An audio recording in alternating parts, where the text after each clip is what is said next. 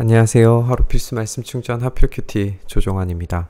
오늘 함께 나눌 하나님 말씀은 사사기 6장 1절에서 10절까지 말씀입니다.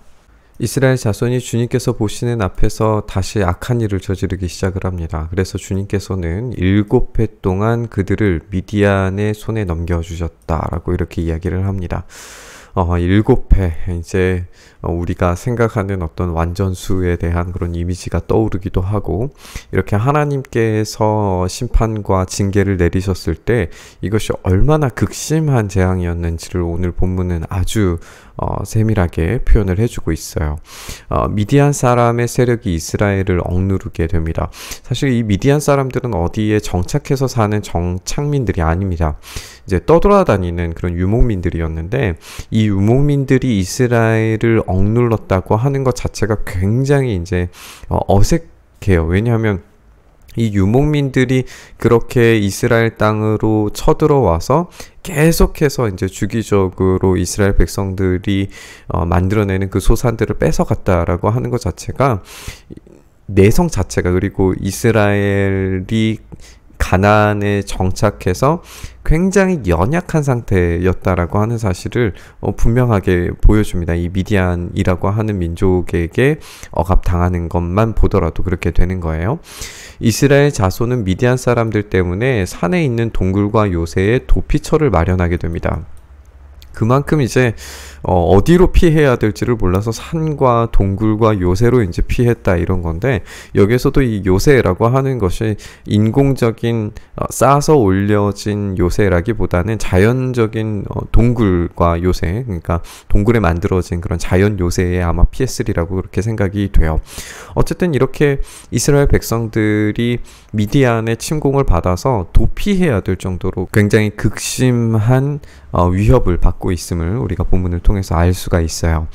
이스라엘 자손이 씨앗을 심어 놓으면 미디안 사람과 아말렉 사람과 동방 사람들이 쳐올라오는 것이었습니다. 이렇게 이제 미디안 사람들뿐만 아니라 함께 연합해서 아말렉과 동방 사람들이 다 함께 쳐들어와서 이스라엘이 씨앗을 심어 놓고 여기에서 나는 그 모든 소산물들을 지금 다 빼앗기는 거예요. 우리가 광야에서 살 때만 하더라도 하나님께서 이들에게 먹을 것과 마실 것과 쓸 것들을 다 책임져 주셨는데, 오늘 이스라엘 백성들이 씨앗을 뿌린 것조차도 원수들이 다 가져가는 이 장면에서 이스라엘 백성들의 이 극심한 재앙의 모습을 우리가 살펴볼 수가 있습니다. 그들은 이스라엘을 마주보고 진을 쳐놓고는 가사에 이르기까지 온 땅의 소산물을 다 망쳐놓게 됩니다. 그리고 이스라엘에 먹을 것을 하나도 남기지 않았고 양이나 소나 나귀까지도 남기지 않았다라고 이렇게 이야기를 하고 있어요. 이렇게 양이나 소나 나귀까지도 남겨놓지 않을 정도로 모든 동물과 식물들을 다 가져가 버리는 이런 끔찍한 재앙을 우리가 보게 됩니다. 이게 무려 7년 동안이에요.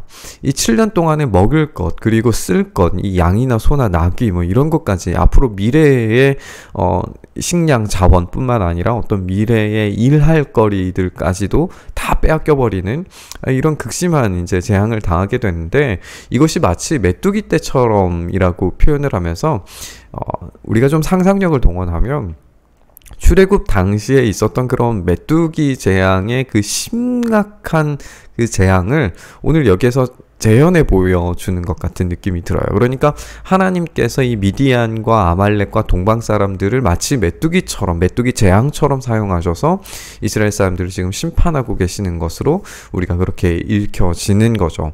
그렇게 사람과 낙타가 셀 수 없을 만큼 많이 쳐들어와서, 그들이 들어와서 온 땅을 황폐하게 만들었다. 메뚜기가 이제 그 땅을 황폐하게 하듯이 지금 이 민족들이 이스라엘을 완전히 초토화시키고 있는, 메뚜기 재앙을 지금 그대로 당하고 있는 모습을 우리가 보게 됩니다. 이렇게 미디안 때문에 전혀 길을 못 펴게 되니까 이스라엘 자손이 마침내 하나님께 울부짖게 됩니다.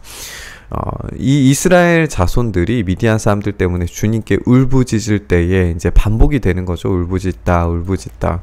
그러니까 얼마나 극심한 재앙이었겠어요. 이 7년의 그런 상황이 단 1년만이라도 기근이 들면 엄청난 고통스러움과 이제 상황 자체가 이제 아예 죽음을 준비할 수밖에 없는 그런 상황이 되어지는 건데, 이게 7년이나 반복되었으니 얼마나 심각했겠어요.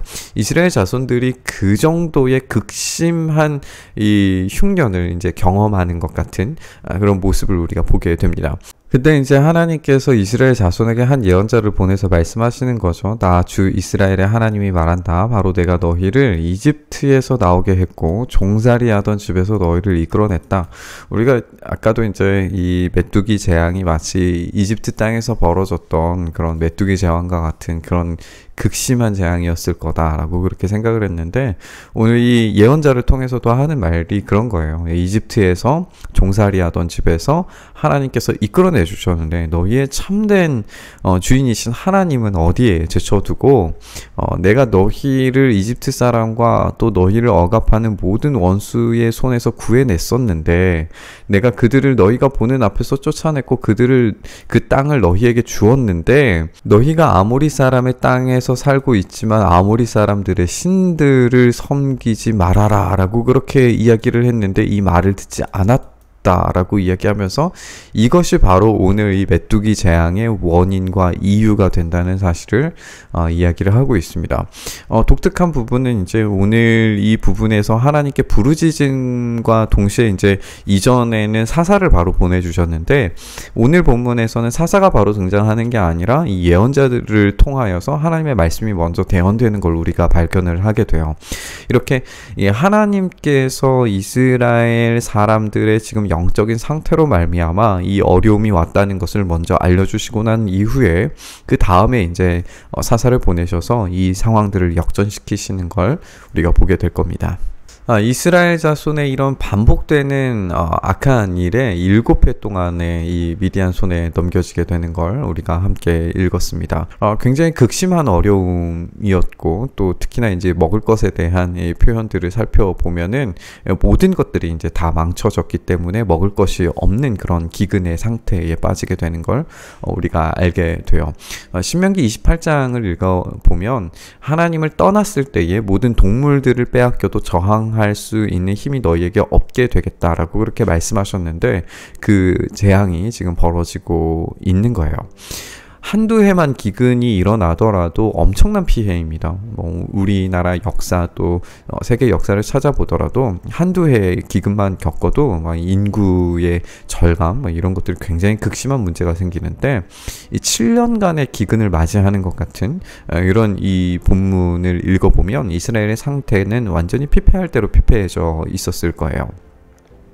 이런 메뚜기 떼 재앙과 같은 이 재앙은 출애굽에서 처음 등장했지만 요엘과 또 아모스, 그리고 이 강한 메뚜기 군대에 대한 두려운 환상들, 이런 것들은 또 요한계시록에서도 반복되게 등장을 하고는 합니다. 이렇게 메뚜기 재앙은 당시 고대 근동에서 굉장히 큰 재앙이었어요. 이스라엘 백성들은 이 재앙에서 지금 피할 수 없을 것처럼 보입니다. 그래서 산과 동굴과 요새로 도피처를 마련해서 피하게 되는 거잖아요. 먹을 것이 없어서 재앙이 벌어졌을 때 그들은 원수들을 피해서 어떻게든지 이제 도피처로 피하게 되는데, 그들이 잘못 생각한 건 뭐냐면 진짜 피해야 할 도피처가 따로 있었다는 사실이에요. 바로 하나님 품 안입니다. 하나님은 이집트에서 메뚜기의 강력한 재앙에서도 이스라엘을 보호하셨었어요. 이집트 땅은 재앙을 받지만 이스라엘 사람들 땅은 보호하셨습니다. 그런데 지금 이스라엘 백성들은 그 하나님을 완전히 까맣게 잊어버리게 된 거예요. 예언자를 통하여서 그들에게 깨우치기 원하셨던 것은 지금 그들의 눈에 보이는 도피처가 아니라 영원한 도피처이신 하나님께 피하라 라고 하는 그런 도전이었을 겁니다. 오늘 우리의 삶이 어디로 피하고 있는지 한번 점검해 봤으면 좋겠습니다. 스스로 만든 요새와 피난처에 피하고 있다면 우리의 영적인 기근과 삶의 문제들은 해결되지 않을 겁니다. 하지만 우리가 하나님께 피한다면 우리의 삶은 하나님의 풍요로움으로 다시 넘치기 시작할 겁니다. 우리가 하나님만이 우리의 영원한 피난처 되심을 믿고 하나님께 피하는 그런 삶이 될 수 있기를 바라면서 오늘의 말씀 함께 묵상했으면 좋겠습니다. 주님, 우리가 그렇게 오로지 하나님께로만 피하여서 우리의 모든 영적인 기근과 우리의 삶의 문제들을 하나님께 피하여서 해결받는 인생 되게 하여 주시옵소서.